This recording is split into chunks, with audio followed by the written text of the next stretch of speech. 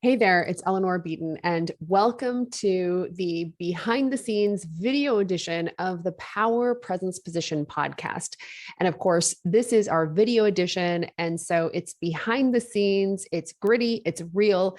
This is where you actually see the video edition of me recording the celebrated audio podcast, Power Presence Position. So we've decided for these types of videos, we're actually going to leave it all in there. So you're going to hear me giving notes and instructions to our incredible technical production team. You're going to hear me maybe mess up and see if I can re-record something. We just keep it all in. We keep it real and we keep it raw for you. So a warm welcome to you. If you haven't subscribed to the YouTube channel, please go ahead and do so that you never miss a single episode. Please make sure you hit the subscribe button. Hey, it's Eleanor. And in today's podcast, I want to share the results of some shifts that I have made in terms of how I structure my work week. I think anytime we as female founders have deeper conversations about how we are using our most precious asset, and that is, of course, our time, it can really help inspire other people to think about how they use their time differently and to make some really empowered choices. So in this episode, we're going to go behind the scenes of my work week. Don't go anywhere.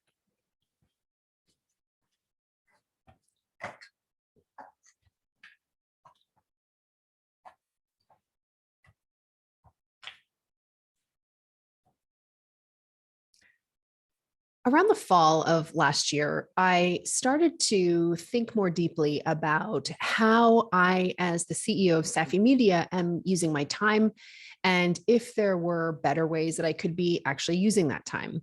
And really, it got started because when I thought about the leader that I want to be, a leader who can serve her mission, her team, and her community at the highest level, I knew that I needed to be present, connected, and deeply energized. So in order to show up that way, I started paying attention to the things that held me back from showing up that way. In other words, I started paying much closer attention to the things that suck up my energy, but don't actually replenish it. One of the things that I noticed as I was observing my energy levels throughout the day and comparing how I felt and what I was doing on the days when I completed my workday energized versus completed my workday feeling drained, I realized that one of the big things that drains me is task switching, doing too many different types of things in a single day. I'm a deep focus person. I like to think deeply and I have really low tolerance for distractions. I've always been this way. If somebody disturbs me or distracts me from doing something that's important to me, my first reaction is normally to be kind of impatient. Not saying that's a great reaction, just kind of sharing how I am and what my wiring and temperament is like. And what I noticed is that when I had a day that involved a ton of task switching, really high value activities that I might have on that day, things like a podcast interview, for instance, they nevertheless felt like distractions because my brain was tired. Furthermore, I observed that for me and the way that I am wired as a human, switching from a one-on-one coaching call to a group call to a team one-on-one to writing a blog post to talking over webinar planning, these are all important and fun things that I might do in the course of a week. If I try to switch between them in a single day, all in the same day, I feel really drained. In fact, I was so drained that my 30% open time would sometimes become recovery time. Now, 30% open time is a critical element of the Jewel business model. And the Jewel business model, of course, is a paradigm of growth that we talk about. It's a model of growth for female founders that follows the 30-30-30 model. So 30% year over year top line growth until such time as the founder wants to accelerate or decelerate that growth, 30% profitability, and 30% open time for the founder. Now, the intention for this 30% open time is that you approach that time in a calm, energized state, which is what allows for the deeper thinking, the relationship building, the future planning, the organizational strategy, all the things that are a part of your job. I talked it over with Jen, who is our client experience manager and my executive assistant. I shared some of my time management and scheduling concerns with her and asked her to help me make some powerful changes. Now, she took a look at my calendar and advised me that due to previously scheduled commitments, I was going to need to suck it up in the short term, but within 6 to 8 weeks, I should start to see improvement. And so remember, this conversation started happening in September of last year, September 2021. In the meantime, she got to work restructuring my calendar and my availability for things. She was blocking times, she was adjusting meetings, really starting to make some changes in how that calendar got filled up. And I, meanwhile, started mapping out in detail what I wanted my calendar to look like and what the business needs for me to have my calendar look like. Because that's an interesting distinction, right? Like, what does your business need from you at this time? And how do you want your calendar to look? Those are two different considerations to have in mind. In a second, I'm going to share with you what I decided my calendar needed to look like. Okay, Pavel, let's do a musical transition here, please, using music from our song library. When it came to structuring my work week in a way that was most beneficial for me and was going to contribute the biggest value to my company and clients, here are some of the things I decided. So the first thing that I decided is that I can only be engaged in service delivery, that is coaching or leading group calls, 2 days per week. I need to reserve that high value time, just have it happen 2 days per week. And for us, those days are Tuesdays and Thursdays. And furthermore, I needed to cap the amount of time that I was engaged in service delivery. So I currently average about 6 hours of service delivery per week. Very rarely it's a little higher than that, but usually it's around that.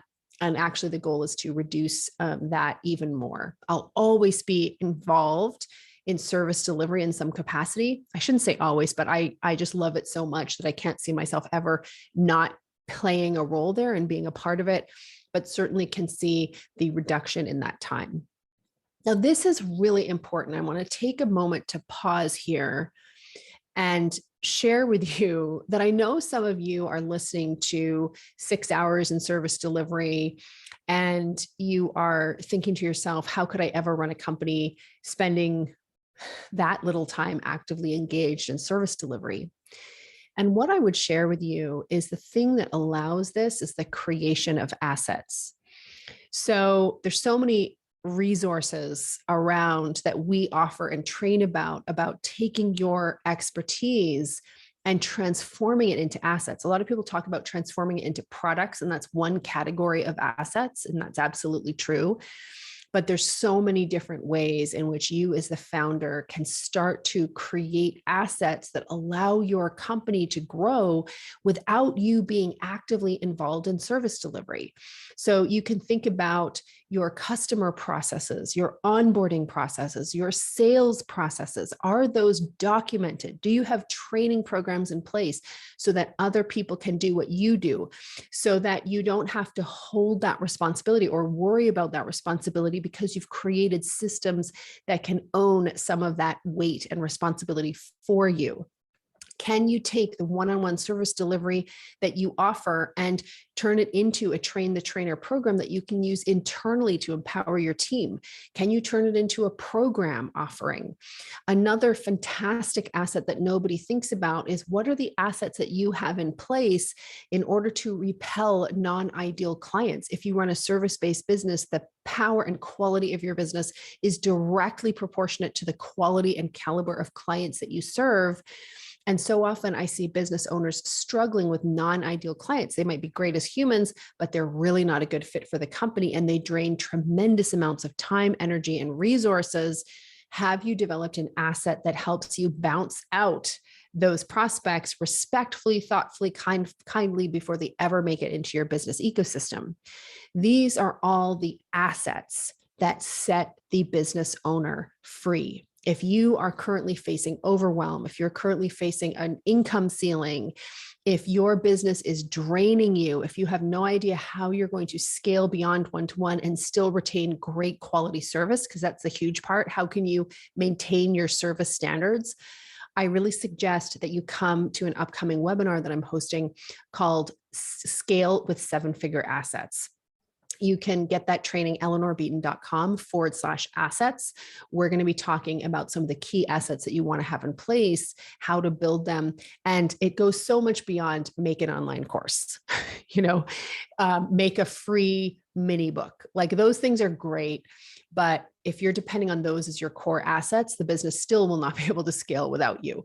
So really taking a broader counterintuitive approach to creating the assets that set you free. That's what we talk about in this webinar. Make sure that you get yourself registered, eleanorbeaton.com/assets. So let's move on. So I shared I wanted to be engaged in service delivery just 2 days a week and for no more than 6 hours total. I realized that another key in my overall time management system was to really set aside and reserve time for podcast interviews. And earlier I found I was getting drained because I would be doing a podcast interview on Tuesday at 9 a.m. and then a podcast interview on Thursday at 5 p.m. And that was just so much switching. To do a good interview, you need to be so present. It takes enormous energy to do it well, enormous focus. And I knew that I needed to be able to really prepare. So I set aside 1 day per week for podcast interviews. And if a person that we would love to have as a guest on our show can't make themselves available in that day, we just schedule them the following month. So I don't change, they change. And it sounds heavy-handed, but these sometimes are some of the decisions that you need to make. And of course, if Melinda Gates or if Michelle Obama were like, hey, I'd love to be in your podcast, and the only time I can do it is on Monday at 3 a.m., you better believe I'm going to make myself available. But in general, we hold our podcast days sacred. I show up fully prepared for those days, and I really don't deviate beyond that. So that was another part. And then another piece of this is that to be an owner operator, you're holding so much responsibility. There's what you're doing. There's what you should be doing, but you're not doing because you don't have time to do it. And there's the things that you are worrying about, the things that you are accountable for. There's a tremendous load there. And any founder takes that load on willingly, like we're happy to do it, but it is nevertheless draining if we don't have the space to hold that load, to take care of that load, to think strategically about it. I realized that I need a full week each and every month to work not in the business, but instead to work on the business.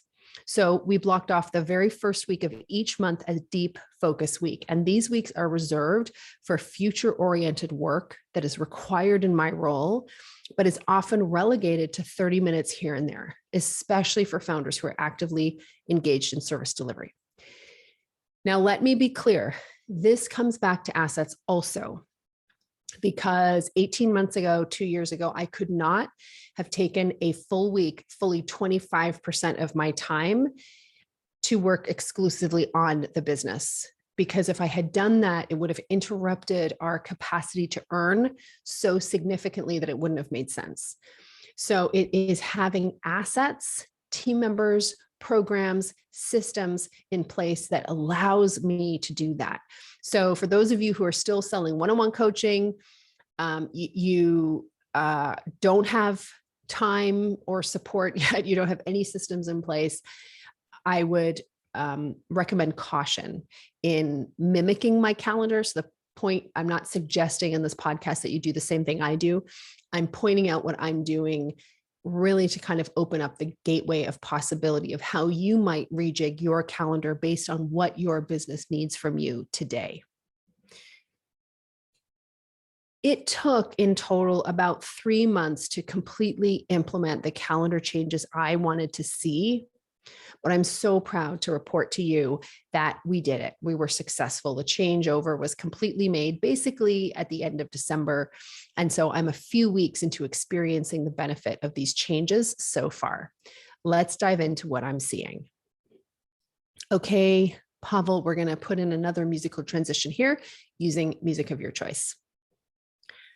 So I'm about 3 to 4 weeks in at this point, and here's what I'm observing from the shifts that I'm making in my calendar. So the first is that my brain definitely has the capacity to be thinking a lot more strategically. And the way that I know this is true is that I am actively engaged in much more long-term important work than simply easy work. When I am drained, I do what's easy. So for me, urgent deadline oriented work is quote unquote easy. So what I mean by that is write this email, do this, lead this group coaching call, run this class, show up for this meeting, respond to this message from somebody. These are easy things to do because it's immediate. I need to do them. So my entire being is engaged in doing that thing, which is great. But when I'm overwhelmed, that's all I really have the capacity to do. The past few weeks, I noticed that much less of my time was invested in the urgent things, but close to 80% of the time that I'm spending on a weekly basis is doing the important work that drives long-term results. So this is things like planning, really taking the time to coach and support team members or provide support or be a sounding board where they need that from me. Creating assets that are going to allow us to scale. So for me, it could be a really excellent piece of long form content. I've been putting together training packages on internal training packages for our teams on how to do strategic consulting projects, because that's an emerging area of our business. We have been putting together really in-depth train the trainer programs around our offerings, which help us onboard and really train up new team members. And I'm not necessarily doing all of these things, but I'm doing a lot of the planning and support around getting them done, clearly articulating what success looks like and supporting and providing the resources to team members to create those things. This is making a big change in terms of how I feel.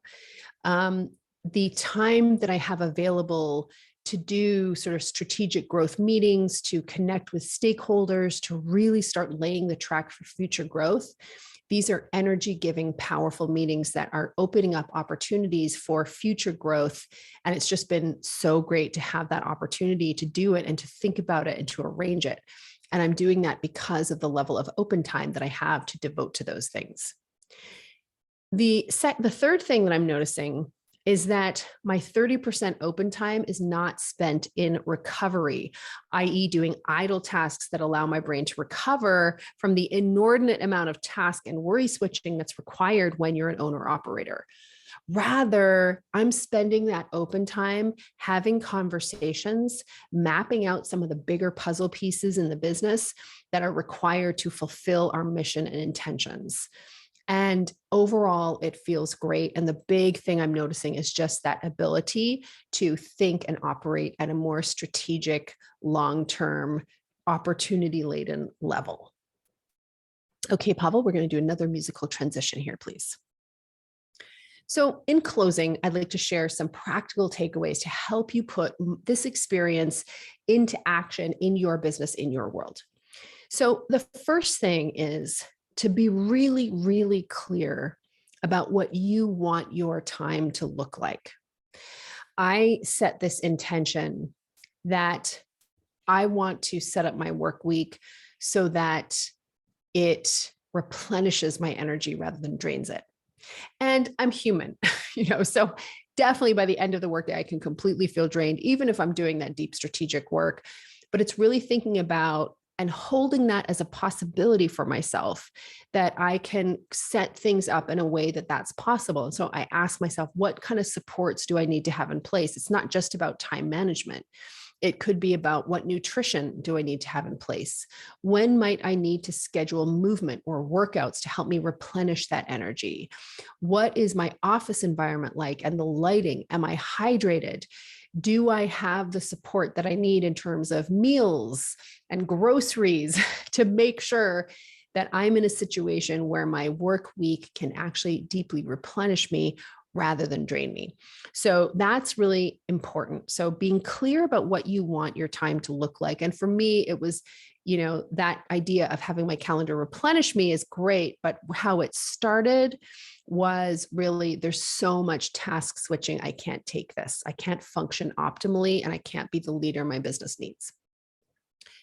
So be clear about what you want your time to look like. Number 2, take time to think through what your business requires from you at this stage of development. There was a stage of development where my business required that I was actively engaged in service delivery at least 20 hours a week. So I had to build up some capital. I had to learn how to sell. I had to make money. And I was the only person who was making money for the company. And so I had to do that. I had to do a ton of delivery. And if I were to engage in that much delivery now, my business would suffer. But when I engaged in that much delivery, then it helped the business take a step forward. So I think that's really important. Take time to think through what your business requires from you at this stage of its development. So some of you may be trying to emulate my schedule, but really, you're still in a place where you need to bring home some bacon. Like, you need to be doing that work, and the business doesn't need you to take a week to focus on CEOing. In fact, that would harm it.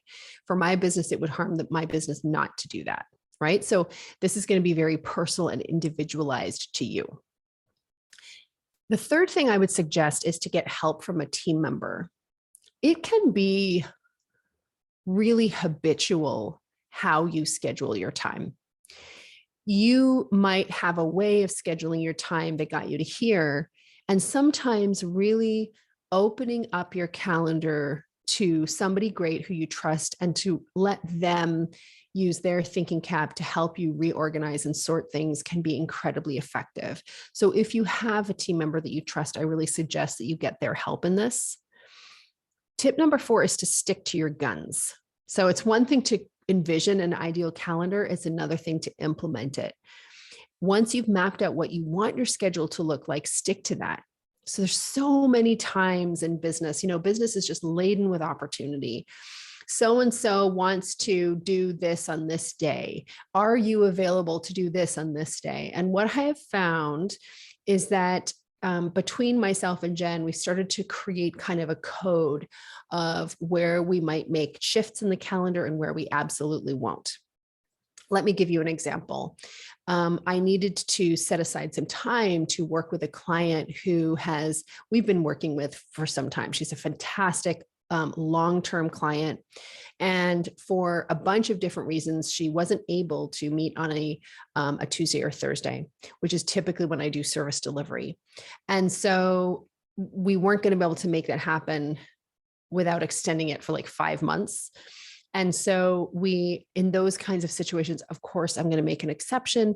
And I think having that language between you and the person who's helping with your calendar, I'll make exceptions under these circumstances, is really key. So you want to balance sticking to your guns with having a sense of when you're going to not be so rigid, but allow a little bit of flexibility. But what I have observed is usually entrepreneurs start adding too much flexibility and they get back into the undisciplined calendar that they started with.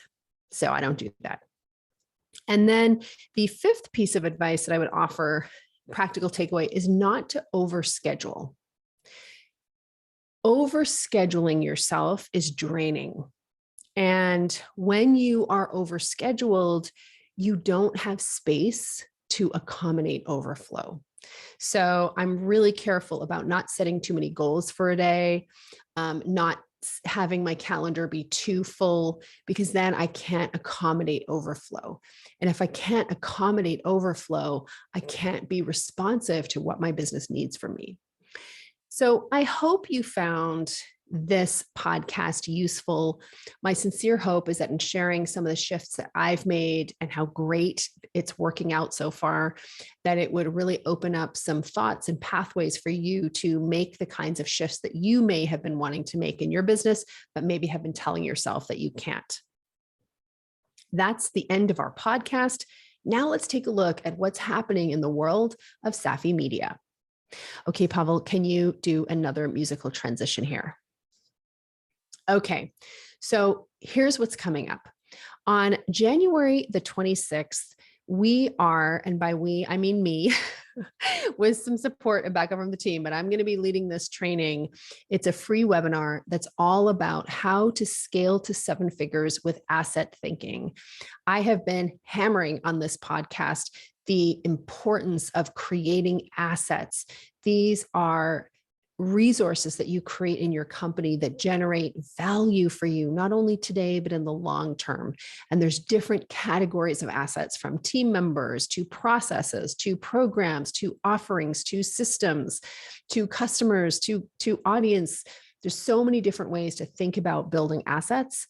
And it's a huge piece to help you overcome overwhelm, to help you scale your service-based business beyond you, and to help you grow revenue without working longer or harder. You can maintain the level of work or reduce it even, and continue to grow income, impact, and ease.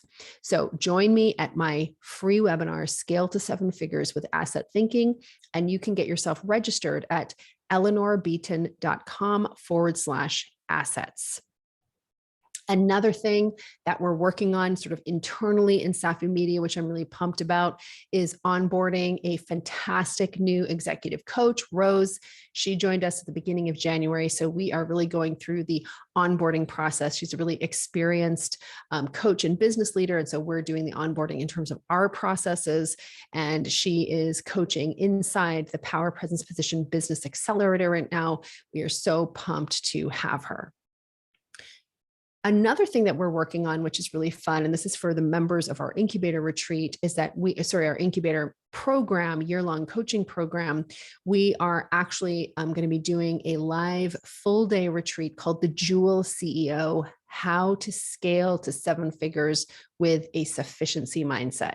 So this is all about having sufficiency, that sense of enoughness at the core of your business growth. So much of business growth in our culture is driven by scarcity.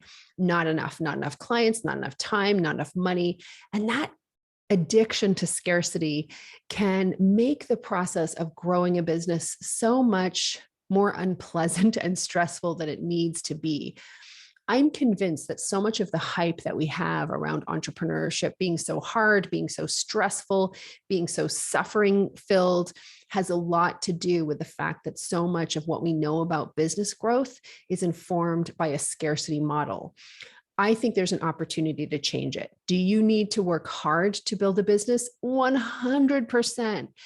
But it doesn't have to be that painful as so many people say it is. And I think sufficiency mindset is key to that. So we're really taking a deep dive into the Jewel business model, into becoming that Jewel CEO who is capable of creating a business that grows sustainably with a sufficiency mindset. So I'm pumped about that. So if you are one of our clients in the incubator, get ready, because we've got some amazing stuff planned for you.